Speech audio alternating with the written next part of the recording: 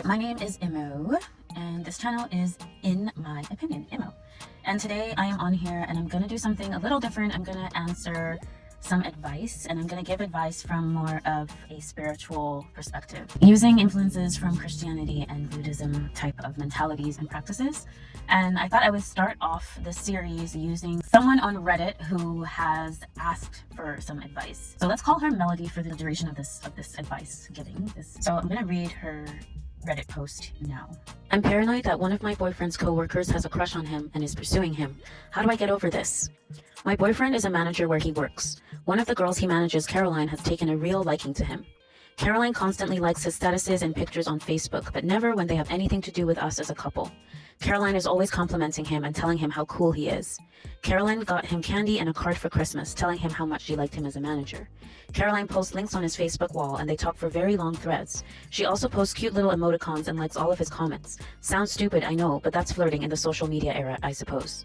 My boyfriend is always talking about Caroline and how fun and hilarious she is. He talks to me about her like he's telling me cute stories about his day, but I don't like it. I would have no problem with her having a crush on him, it's obvious, if he acknowledged it and told me she was no threat, but he refuses to believe she likes him and also is weird about my discomfort. We argued when he told me he and Caroline had talked about their relationships together. I felt that this was an inappropriate topic due to her crush on him, and he told me I would never ever control his choice of friends. I feel like he's more likely to let this stuff slide because he was unpopular back in the day, and I could see him reveling in the female attention. The very fact that I feel uncomfortable is causing alarm bells in my head to go off because I'm not insecure, and I'm a very non-jealous person. But he says that he knows from talking about relationships with her that he's not her type, and that it takes her a very long time to crush on people. I also know that he's profoundly attracted to me and that he loves me very much. I just can't stop feeling paranoid about this one girl. Edit.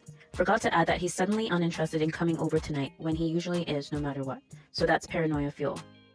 So I'm going to read here 2 responses addressing the original poster's question. Sounds to me like he's unintentionally enjoying the extra attention. He might feel it's harmless, but it's not.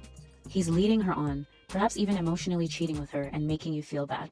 I think he should cease the non-work related contact and long conversations. That's a boundary that he's crossing that I would personally not be okay with. So there's 2 things that I noticed in this particular advice. The first part about he is enjoying the extra attention, he's leading her on, emotionally cheating with her. I feel like those points, that kind of hypothesizing or kind of feeling like you know what the other person is thinking, I feel like there's a specific term for that. I think the official term for that is mind reading. Like when you mind read another person, it can be very dangerous because you don't actually know what they're thinking and you are running away with an idea about them that may very well not be true or is quite nuanced in particular. So that's one thing I would say that's kind of dangerous. And then this other point here, that he should cease the non-work related contact and long conversations. That's a boundary that he's crossing. That word boundary is very crucial and critical, and we'll definitely return to that when we talk about what we would do in this situation. Another response here towards the original poster is he likes the attention from her. Otherwise, he wouldn't have an issue admitting that she likes him. He also wouldn't go on and on in threads with her.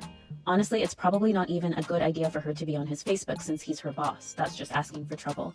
He is completely aware that this isn't okay. Your feelings on the matter are just not important enough for him to stop. So in this post, there's quite a bit of mind reading also going on. They do touch a bit on boundaries where it says it's probably not even a good idea for her to be on his Facebook since he's her boss. So there's a bit of an idea of boundaries there. And then the last part, your feelings on the matter are just not important enough for him to stop. That's very significant because we're going to talk about it later, but how you feel about something, even if your partner does not agree, they still have to care. They still have to engage and want to be with you in it and work it out. So those are a couple responses from people on Reddit, and let's go to my first thoughts. So for the sake of this video, I'm not going to focus so much on her age, and I also don't want her gender to be a focus because with this advice that I'm going to give, I want it for anybody who is watching and for anybody who connects to the topic. I want you to feel that connection. I want you to feel that affinity, and sometimes talking too much about age or talking too much about like the gender of the people can feel a bit distracting, or removing the affinity, especially if you're not that age, especially if you're not that gender. And a situation like this can happen to anybody of all ages. So I want the focus to be that, and I want that anybody who connects to this topic, your situation is going to be slightly different, or maybe even completely different, but there will be aspects of what is being said that you connect to. And I want you to get creative, get critical thinking, and apply anything of what I'm saying or anything from the post to your situation, because I feel like that's how we grow, is when we learn from other people. Nobody's situations is exactly like ours, but we really do grow when we can take bits and pieces and apply them to our situation. So that's what I'm going to do. Well, first I want to offer compassion to the situation, and I think that all of our situations, all of the things that we go through should be held kindly, gently, and compassionately.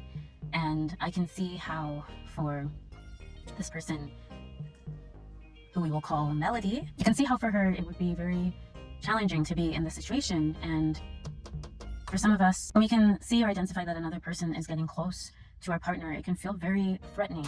It can feel threatening because we are wired, I believe, as human beings to protect the things that are important to us and protect the things that are giving us happiness and joy and sustenance. And I feel like a relationship does that. And so if we feel that there is some kind of a threat towards that intimacy or closeness, it's very normal to feel scared or fearful or paranoid that something will happen outside of our control. We also deal with certain ways as human beings where we are conditioned in our society. Like, for example, you could say that it starts as an evolutionary thing or it's biological, but I feel like it's heavily pushed by society that men and women are kind of geared in a way to view each other as potential partners. And I feel like that's why it's so challenging and quite difficult for men and women to just be friends and just be platonic. Like, I think in many situations when you have like a man or a woman who are friends, there is often this question that comes up that is like, should we be something more? That's what can make, for some people, those relationships feel more threatening, because like if you perceive perhaps your partner, your girlfriend, your boyfriend, your husband, wife, long-term partner getting close to a member of the opposite sex and connecting and getting quite intimate, there is this fear because of that conditioning and socialization, where we wouldn't just feel like, oh, that's fine, that's wonderful that they are getting to be friends, like as if it was like maybe same-sex friendship. So that's where with Melody, with all of these feelings of like paranoia and insecurity and jealousy, that is why it's really important for her to focus inward first. Not necessarily resolving, but in working through the situation, is to look inward. Because in many situations in life, if we look inward first, there's a lot of work that we can do internally that makes the situations that we're going through a lot better. You are the focus. You are always the main character for anything that is happening with you.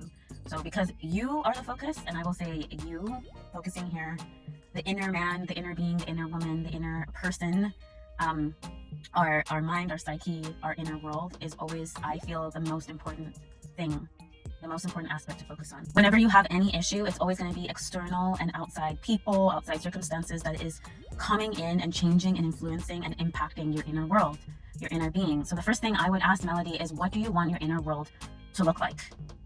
Do you want your inner world to be filled with peace, with calm, with tranquility, with non-reactivity, with purpose, with intentionality? What do you want your inner world to look like? She had talked in the post about saying that she's not a jealous person, and she can see that jealousy is coming in. And I wouldn't say that jealousy is not a bad emotion to feel. It's something that we can notice about ourselves. But it seems like this coworker, her boyfriend's coworker, is the actions and the things going on is like influencing and impacting and changing her inner being. So life will always be full of problems. There's always going to be something in your life that isn't exactly what you want it to be. It doesn't feel exactly how you want it to be. As long as you're alive, you're going to have problems. I feel like that's just like one of the definitions of being human. And with those problems comes discomfort. So the first thing we always want to ask ourselves is, how do we want our inner world to be? No partner, no friend, no relationship, nothing is going to be exactly the way you want it to be. No one is going to act exactly the way you want them to act. And I would say that even the relationship that we have with ourselves, we don't even act the way we want ourselves to act. Like, I might put in a disciplined plan, like I want to have no sugar, I want to work out every single day this week, and I don't always meet the things that I myself want as part of my goal plan, right? Like, nothing that is breathing is ever going to act exactly the way you want it to. So by default, you're going to have things that don't go the way you like.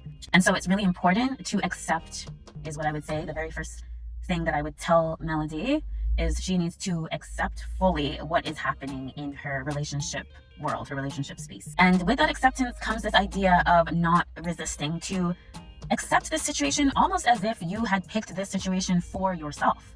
Like there was a list, like maybe even like before you were born, there was a list of situations you could choose from, and you're accepting the situation almost as if you picked this out for yourself. Like it was created just for you to teach you something. And accepting the situation as if you had picked it out for yourself is what will decrease that sense of like resistance towards it and overthinking and suffering that is caused by the resistance and overthinking. And it's not going to feel natural or normal to accept the situation as if you had picked it for yourself.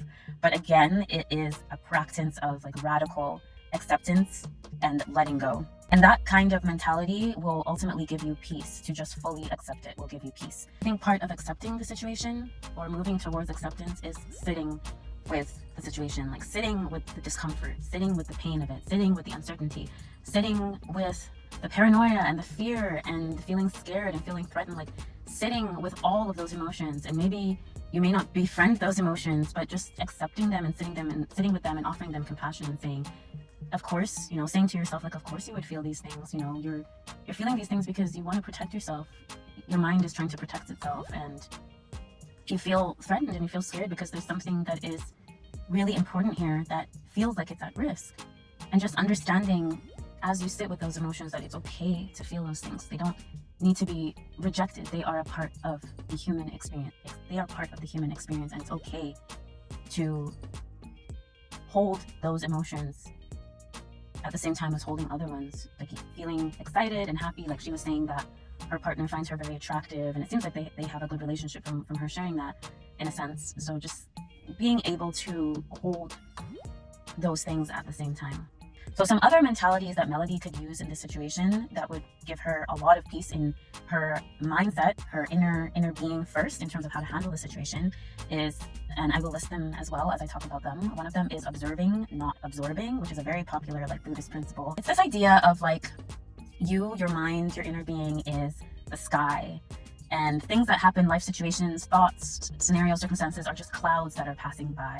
Or almost this idea that you are a projector, like a projector screen, and the things that are happening, the thoughts that you have, are just like images that are cast on the projector. So you are always the constant. You are the kind witness that is observing these things that are happening in your life. And in that sense, it creates a sort of boundary or distance where you don't over-identify or attach to them. So observe first, don't absorb it into you. Another practice would be detachment. So that detachment is like not overly clinging to a situation, but again, like observe, don't absorb. You are creating distance, healthy distance and healthy space from it, where you are acknowledging, yes, that this is a situation in my life, but it is not me. It is over here, and I am over here. And so I can look at it and deal with it from a clear perspective, because I'm not bringing that situation into me and personalizing it and over-identifying with it in my life. Another practice would be, another mentality would be non-judgmental awareness. So that's where you take in that situation that is going on in your life and you don't judge any part of it. You don't say, oh my gosh, this is terrible, this is bad, like the relationship is over, like I can't handle it. A lot of those judgments that we put onto a situation will already make us feel like we have like failed before we've even begun to handle the situation. And a lot of the situations that we deal with in relationships are actually very common to relationships. And when we typecast them as like, put these black and white labels on them, it makes it a lot harder to deal with them and manage them, because we're already coming from a standpoint that, oh, this is like terrible, this can't be happening. And when you have those kinds of labels, it creates resistance that makes it harder for you to move through that situation. Another practice would be presence, the power of now, like being in the now, like whatever is going on in your life, whether you're at work or going for a walk, you are enjoying the present moment. Because a lot of times when we have situations that are going on in our lives, like our relationships, we start living from up here, and day to day, because that situation might not be resolved, you start overthinking. You start thinking like, what if this is happening, or what's that happening, or why would she do this, or why wouldn't she do that? And now we're living most of our life from the mind, from up here, rather than living it from our daily experience. Like if I wanted to go play soccer, I'm present in the soccer game. If I'm gonna go hang out with my friend, I am present with my friend. So another mentality is to be in this present moment today. Two other mentalities to share, but there are so many. Another one is gratitude. So just being thankful for today, for the moment, for your body, for your health, for your job, whatever you have going in your life that you are grateful for, you are happy about, to allow the power of gratitude to overflow and fill every area of your life. Because I feel like if we realize like how many good things we have, like just the fact that maybe you can walk, you can talk, you can breathe, if we were always conscious and cognizant of our gratitudes, it would help us deal with a lot of different situations. Because instead of being worried about this, that, and the other, we'd be so full of that power, which I feel like gratitude is a power, that it would buffer those situations maybe that we feel are not going the best in our life. So gratitude, personalization, not taking things personal. So the way that maybe the way that that coworker or her boyfriend is acting doesn't have anything to do with her, with the relationship. So when we deal with these situations, sometimes it's like we can take them in for ourselves, that they become personal. Like, why would you do that to me? When it's not actually personal, the way that these people are behaving. And then lastly, I would say another mentality that I feel that has really helped me deal with situations is this idea of like interconnectedness and like human nature. Like when I remember that all of the things that I am going through are already approved essentially by God or the universe or human nature, it makes me feel very less alone in what I'm facing. Like when I feel like, oh, the situation that I'm in has happened to other people, it's not uncommon, I'm sure there's other people dealing with this, which there always are. It makes me feel like, okay, I'm not alone, I'm not a singularity, I am connected to the rest of human nature as we navigate and deal with life, including situations like the one that I'm in.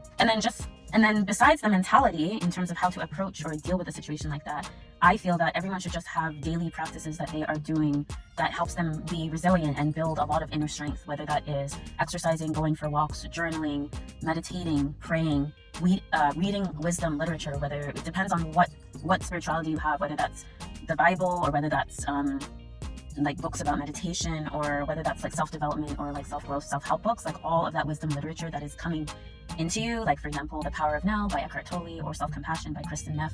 Like having a practice where you are building up your inner man every day is just so vital in terms of dealing with any situation or any problem that you would ever face. And so we are starting with the you, and it can kind of feel like, well, how would you realistically answer this problem? And it feels like you're not really fully answering, giving direct advice in terms of how she would answer this. And I am, because I am trying to say that in the long run, when it comes to all of these relationship issues and problems, we are the answer, honestly, because like no matter what happens in any relationship, we are the one who is always going to remain, right? So we need to be the focus in everything. We need to develop our mind, develop our psyche, develop our mental habits so that we can face any problem that comes at us in a relationship. And I feel like having these kinds of practices is super important. Another thing I would say in terms of the focus being me, being Melody, is soul searching yourself. And that comes with those practices like the prayer, the meditation, the journaling, soul searching, and really uncovering and figuring out what is the fear here when it comes to this situation. What am I afraid of? Am I afraid of losing my partner? Am I afraid of someone else taking greater importance in my partner's life than me? Am I afraid of the intimacy being disrupted? Am I afraid that my partner is dismissing the boundaries that we have for our relationship? What is the main issue? What is the main fear that I have here? And where is it coming from? Am I feeling that I don't trust my partner? The soul searching is really important. And then finally, after we focused on the me, the I, the main character, which is you, which would be me, you have to then decide how you handle the them, the other parties in the situation, which would be the boyfriend and the coworker. Because if you're not properly regulated and composed and grounded within yourself, which is building up your inner strength, your inner person, how can you then go and deal with this other situation? Because if you are going to get into this situation and you're just going to be reactive and acting from jealousy or whatever else you would act from, insecurity, whatever it is, to be regulated and really fully understanding yourself and where you're coming from and what the main issue is inside of you is the best way to then challenge and deal with the situation and then approach the outside parties. Because you can honestly, and I've been in this situation, you can honestly make situations worse when you are not properly centered within yourself and understanding what exactly is going on. So I would preface this by saying that the way that I view relationships as like an agreement or a contract between the parties that are in the relationship. So in this case, it would be Melody and her boyfriend. And in terms of approaching the situation with her boyfriend, I would first ask Melody to figure out with her partner, because like in any relationship, you do need to do this kind of work together to figure out what are your shared values, like what do you actually value in your relationship? What intentions do you have for growing and building a relationship? So for example, in a relationship, your shared value could be that we want to have fun together. We always want to make sure that we have time for fun. So in terms of implementing that shared value, it would be that we always have date night. Like every 2 weeks we have date night. We go somewhere fun, we try somewhere new. So that would be upholding the value of fun, of having fun. And I can see, I'm just going to take a blind guess at this, but I can see here that for Melody, what she would value in the relationship is intimacy. Intimacy is what she values here. The reason why I feel like it's intimacy is because I feel like it seems like she is quite threatened by this coworker, and I feel like there's a sense of she feels that that coworker is like taking a lot of time in her boyfriend's life at work, or there's a type of intimacy that they're having that she is concerned about, and it's kind of threatening the intimacy that she feels that her and her boyfriend have. And then so I would ask Melody then, and I would ask this relationship as a whole, that what boundaries do you have in your relationship to protect your intimacy? And with this situation with this coworker, are those boundaries being pushed, or are they being dismissed? So maybe Melody and her boyfriend do not have any boundaries in place right now to protect their intimacy. Maybe that's something they've never thought of, and that's okay, because sometimes conflicts happen so that you can implement these things in your relationship. Like without conflict, sometimes conflict is good because it helps you grow in the relationship and figure things out and figure out what you need in the relationship, what needs to happen, what structures need to be there or don't need to be there. So I feel like they need to negotiate what boundaries need to be in the relationship. Like, are they okay as a couple with opposite sex friendships? And if they are okay with opposite sex friendships, do they have specific boundaries for those friendships? Is it that, yes, we're okay with opposite sex friendships, but if I am feeling a certain level of threat or closeness, I would prefer to meet that person. I would prefer to meet this coworker. Or is it that we are completely not okay with it? Or are we only okay with opposite sex friendships if they are people that we've known prior to getting into this relationship? I feel like your partner needs to care about the way you feel. Like if you bring something up to them, like Melody needs to take ownership of her emotions, and she needs to say like, yeah, I am feeling insecure, I am feeling paranoid, I am feeling jealous. I feel like there needs to be this ownership that she takes over her emotions to share with her boyfriend, like, this is how I am feeling about this friendship that you have at work. And then that gives him the opportunity then to say what he needs to say, whether that's like reassuring her that there's like absolutely nothing going on, or just being able to have a deeper discussion about those insecurities and fears and opposite sex friendships as a whole. I feel like Melody, would need to take ownership and share and see what he has to say. I feel like in a conversation like that, the other party, in this case her boyfriend, would need to be pretty responsive to what she's saying. I feel like it is legitimate for her to feel threatened by this friendship, especially if she may come from a background perhaps of like trauma or infidelity or anything like that might have happened like in her family or even to her. And like depending on how her partner responds, I feel like that would open up a wider discussion. I feel like a partner who is like dismissive of your feelings, or who just accuses or blames you, saying, oh, you're insecure, oh, that it's nothing, that's not going to really make Melody feel reassured or at peace. And I feel like if you're in a partnership where you cannot like be there for each other and reassure each other, I feel like that is a very hard and a very lonely partnership. So I feel like it would be really important for the boyfriend to reassure her and make sure that there is nothing going on. Melody had shared that she felt like paranoid, and I feel like that goes back to the inner self, the inner work that needs to be done. Because again, like I feel that as you focus more on your inner self and you practice like being in the power of now and gratitude and some of those other practices that I shared earlier, kind of makes it that you would somehow have to sit with and like deal with the paranoia that you're feeling.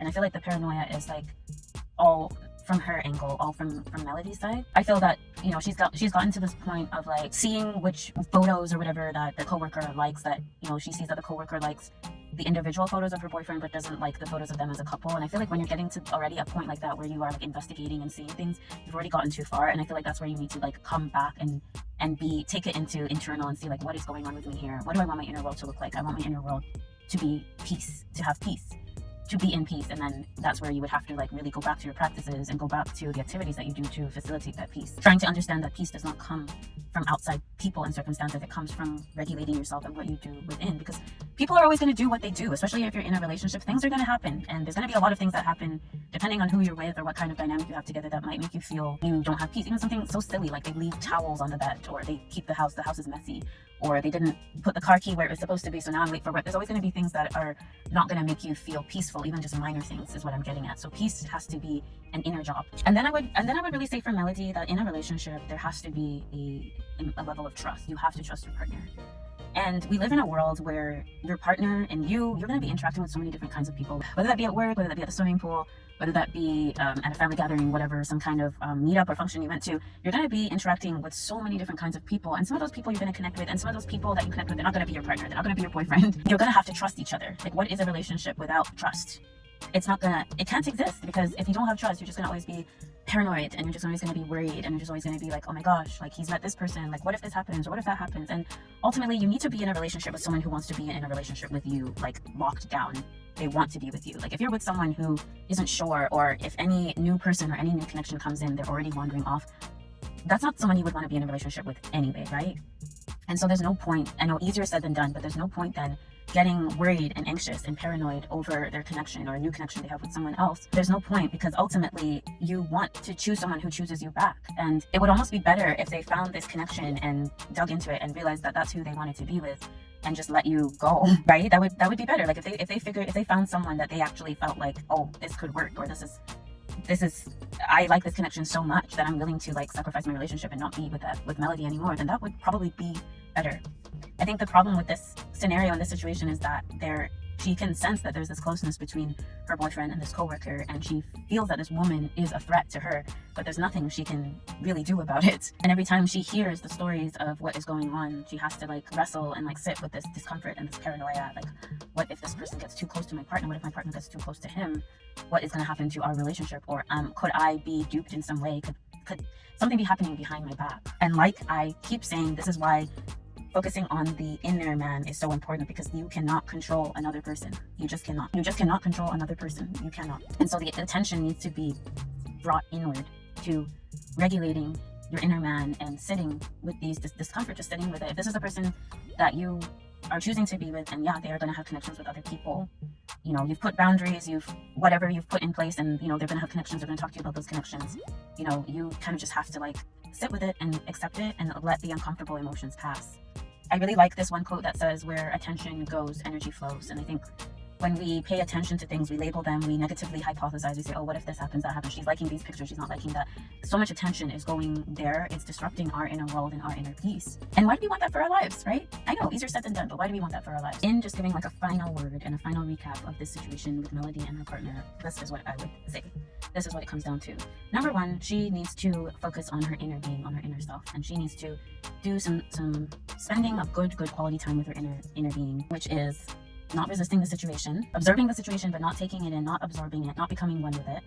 In which case this means like essentially it means detachment, healthy detachment, not judging the situation black and white as right or wrong. Presence, so being present in the moment that she's in and not engaging in so much mental gymnastics, whether that's like negative hypothesizing, paranoia, fear, but being present in her present realities with her life. Gratitude, enjoying her life, being thankful for her life, not taking the situation personally, where she is using the situation to say, oh, like you don't like me, you know, like just taking the whole situation personally. And interconnectedness, just realizing that this is part of life, this is just a normal human experience that she's going through. It may not feel normal because it's a lot of discomfort, but it is normal. So focusing on the inner man. Then secondly, is focusing on the other parties, and importantly, her partner. Talking with her partner, owning up to her emotions, telling him exactly how she's feeling insecure, feeling shut out, neglected, feeling jealous, paranoid, whatever it is, telling her partner honestly how she is feeling, and engaging in a conversation where they talk about what values they have, talk about how to protect the intimacy in the relationship, making sure that her partner is being responsive to her and cares and doesn't dismiss what she's saying. And then nextly is making sure that there is an important level of trust between them, because she has to trust her partner, and your partner is going to have connections with other people. Now, in terms of like the appropriateness of the connection, of course, that's where the boundaries come in and negotiating the boundaries. If you can't negotiate your boundaries with that partner, I would really assess if that is the right partner for you, because that means you're not on the same page. And you need a partner who listens to you, who cares about how you feel about things, and vice versa. Like, you know, he would also need a partner who cares about, you know, maybe he needs freedom. He needs to be able to have connections with people at work. I'm not saying doing inappropriate things, but he needs to have people at work, whether it's coworkers, whoever that he talks to about life. And yeah, they might be female partners. They may just be, but is he acting appropriately? This is where it comes in terms of like negotiating the boundaries together. Which is a very important step, and it needs to be done. It has to be done. If you can't do it, then this is just going to be an ongoing issue in the relationship. And then trust. You need to be able to trust each other once you've negotiated the boundaries. It's trusting each other, trusting that you are adhering to the boundaries.